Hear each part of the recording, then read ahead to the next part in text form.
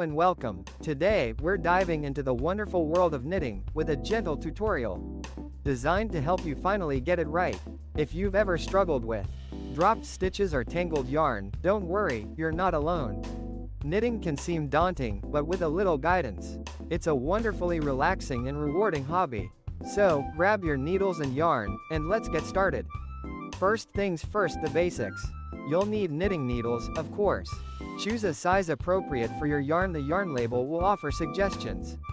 You'll also need yarn. Again, the type of yarn is up to you, but beginners often find smooth, light-colored yarns easier to work with. A pair of scissors and a tapestry needle for weaving in ends will also come in handy. Let's start with the slip knot. This is the foundation of your knitting. Make a loop with your yarn. Then bring the working yarn through the loop and tighten it onto one needle. This is how you'll start every project.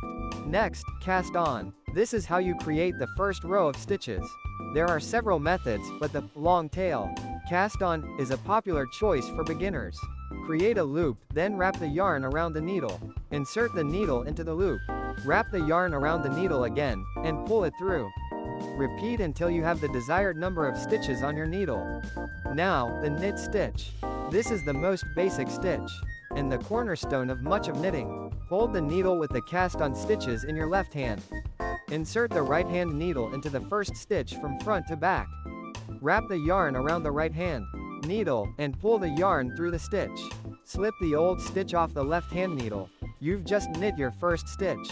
Repeat the knit stitch across the row. When you reach the end, you've completed your first row. Turn your work, and then repeat the process, knitting every stitch. This is garter stitch, the most basic pattern. It's great for beginners and creates a lovely, textured fabric. As you knit, you might encounter some common issues.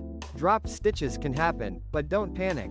Simply pick up the dropped stitch with your right hand needle and continue knitting. If your stitches look uneven, try to maintain consistent tension. Not too tight, and not too loose. If you make a mistake, don't be afraid to unravel a few rows and start again. It's all part of the learning process. Once you've knitted a few rows, you might want to try other patterns. The purl stitch is another essential.